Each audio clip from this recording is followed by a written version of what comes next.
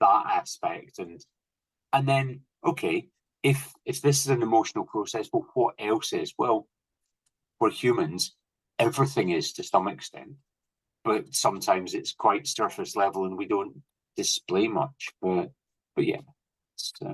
So for leaders who are watching this podcast and they're like, do you know what? I need to work with Nick because I clearly don't see the emotional changes within my staff. I seem to be missing some. What's the top three things you would say you want to start looking for? These three things to understand where the changes are, why the changes have come about, and what they're all about. So what would be three things that would just pop out off the page and go, this is what's a highlight for you now can start looking for? Goodness me, three things off the top of my head, just that. Bearing in mind you're a C and you're an analytical. Yeah, I know. And I did ask to find the right answer. Where's the right answer? Yeah, cheers.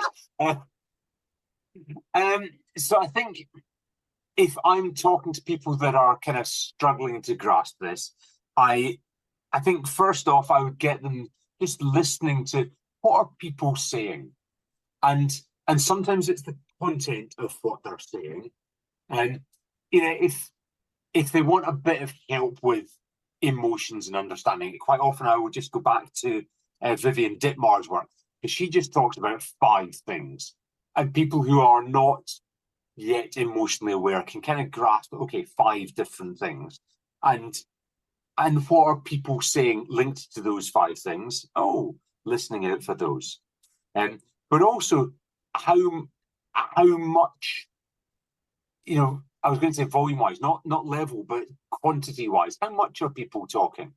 Because sometimes, a change in our emotional state maybe comes across as talking more or talking less. And these are things that people can school themselves to listen out for. And it's really simple.